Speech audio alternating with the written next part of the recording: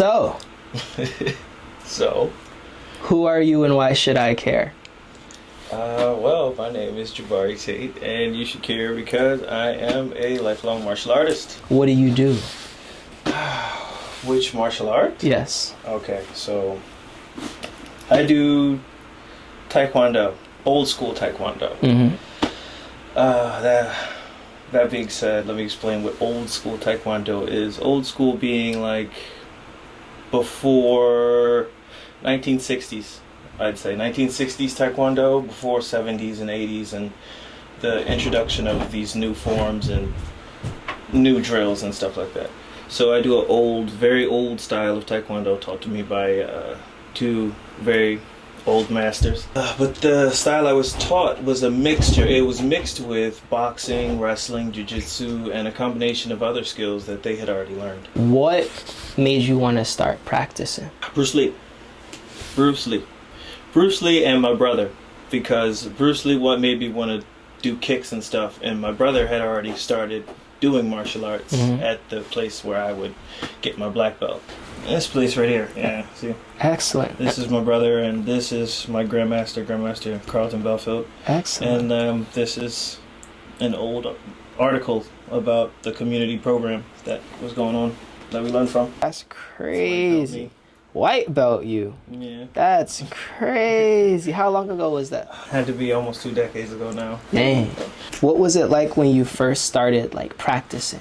When I first started practicing martial arts, I loved it because everything was new. You know, I had seen the kicks on TV, the Bruce Lee kicks and all in martial arts, and I'd even watched some Chuck Norris and old kung fu movies.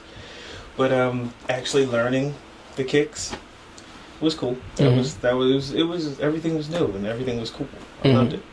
And then how was it when things weren't new anymore and you realized that you had a little bit of a foundation? Having the foundation I had when things weren't new, I was always taught to keep practicing, keep your skills up, because it's not just for show, it's for self-defense. Where do you distinguish between training for competition and training for reality? Conditioning has to be the line, because you do the same things that competition guys do, but the competition guys will do 10 kicks and then keep going and then go all the way to 100 and 150, and they'll kick the bag maybe for an hour, but they won't count the kicks on the bag. They'll just kick the bag for strategic purposes. But kicking the bag for impact, you had to do 100 times, 1,000 times, But they like kicking air. A lot of people like kicking air because it's the easy part. And you're not really training you're training to be Sanji from One Piece. You're not training to defend yourself against someone trying to double leg take down you. Right. For you, what do you think is the most important thing for people to consider when they want to start training martial arts? Ability and motion, I'd say. What feels good, which one feels better. Because a lot of people are more wrestling type than kicking type or stand-up striking type. A lot of people, are more capoeira than Asian martial arts. So whichever one feels right. When people have been practicing for some time, what do you think are some important things to consider? The things that translate to health and also self-defense, like a good stance, a stable stance to help your joints. The principles of stances your motion doesn't stress your joints. Remembering that the motion from the forms and the motion from the repetition, the repetitive motion, that helps you with good body mechanics and good alignment. That part. Yeah, and that makes me think of structure as well, like the 6 harmonies, making sure that we're in alignment when we train. Sure. Yeah. And then for people that have attained a foundation and that have been practicing, what do you think are some things for them to consider when they might feel that they've done all that they can in martial arts, so they've gotten all that they can out of their journey? keep looking. Look at the history of your art and look where it comes from. Try to learn different arts that your founders learned or your teachers learned.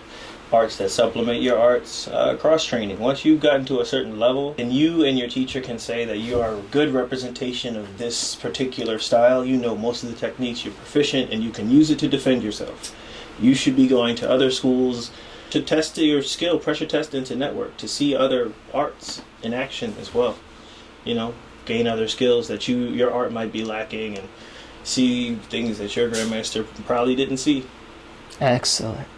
And then lastly, what personally interests you in your journey right now?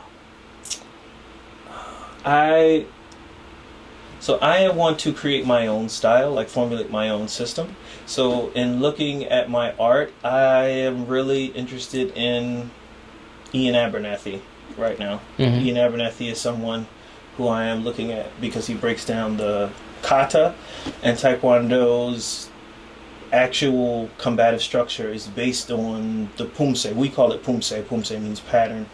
And the patterns look exactly like or similar to katas. So breaking down the movements is where I'm at right now. Excellent.